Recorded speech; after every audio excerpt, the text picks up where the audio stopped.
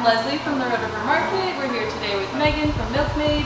She's going to show us how to make a roasted marinara with pasta.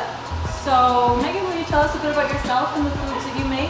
Yeah, so I own Milkmaid Catering here in town. So really what people think my whole life obsession is cheese, which it is. So this is kind of one of my family's favorites of like a fresh pasta sauce that I usually can and preserve so we can eat it all year, but we're gonna eat it fresh today, but you could do that at home if you wanted to. Great, so we're here at square one and let's get started. Awesome, so the first thing I'm gonna do is I'm gonna get the pasta going, because really, once you the thing that takes the longest with this is chopping. Other than that, it's a pretty simple weeknight meal, which is great. So I'm gonna get this pasta down. I really like this brand. You can find it, it's actually imported in. It's kind of fancy, but when you're making something fun like this, it's fun. So the first thing that we're gonna do is kind of chop up a bunch of veg. So yeah, we're gonna chop up these veggies here, and then we are going to roast off tomatoes. So, have you ever roasted tomatoes? No, I haven't. Okay, so I like to do these beautiful cherry tomatoes. I like them because they're sweeter, which is kind of what you want. So roasting tomatoes are really fun and it's really easy. So all you do is you take a sheet pan. We're gonna use some olive oil. Plus I'm kind of a pepper fiend. Like I don't think there's really ever enough black pepper. It's really low. It's like very underutilized in my opinion. And then we're just gonna put these in a 400-degree oven for about 15 to 20 minutes, but it honestly depends upon the size of your tomatoes. So if you're using smaller tomatoes, it might not take as long.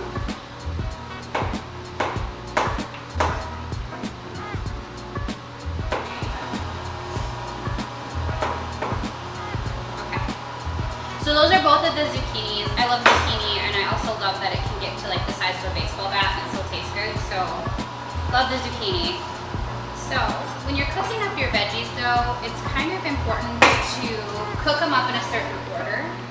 You always want to start with your fragrant vegetables first, so like your onions and your garlic, because that sends the base of what you want your food to taste like. And then I will always add things that are harder. For an example, like if you were to cook up celery or carrots, they're going to take longer. So you don't really want to put all of your veggies in the pot all at one time, because then your carrots will be really crunchy, or by the time your carrots get soft, everything else will be soggy. Mushy.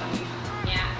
So what I did is I have my pot going now. I just turned it on, and we're gonna cook this on about a medium-high to high heat. So we want it to be pretty hot. So I'm gonna just take it again, some more olive oil.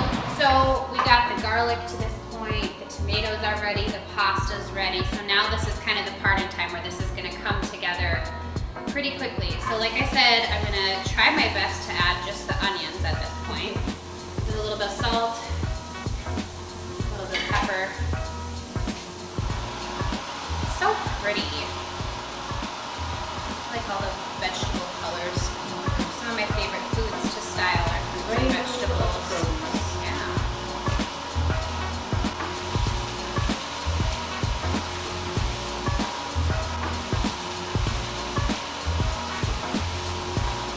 So we're gonna take this now though, we're gonna add in the pasta sauce, or the tomato sauce, excuse me, the sugar and the Italian seasoning, and then we're gonna talk cheese for a second.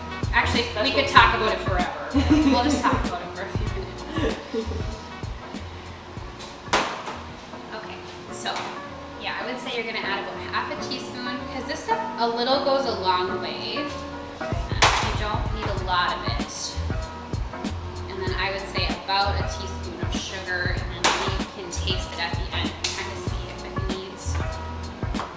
Okay, so what we're doing for cheese, the cool thing with this is that really you can kind of have endless options. You could do like a Parmesan Reggiano, which is classic. You could do like an Asiago or something like that.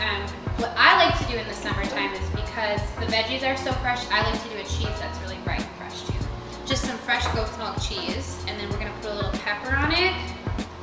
And then I have here to top the actual sauce when it's all done, I have a mixture of basil, chives, green onions, and parsley. So kind of just a really bright green, fresh mixture.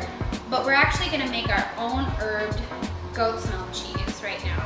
So now's the point in time, once you kind of get to this point, is you're gonna add in those roasted tomatoes that you had roasted in the oven. And again, we want to make sure that we're getting all that good like oil, salt, and pepper that we saved from the bottom of the pan. So we're going to kind of incorporate those and kind of let that do its thing.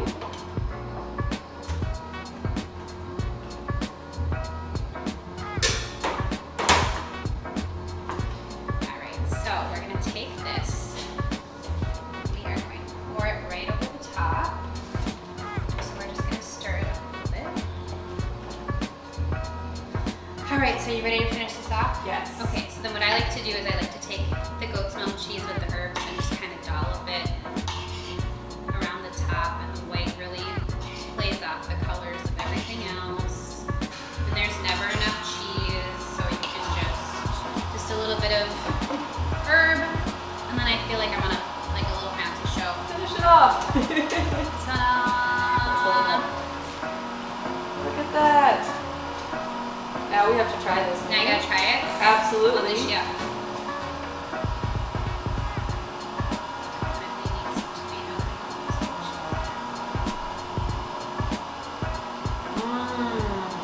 With the cheese? Whoa!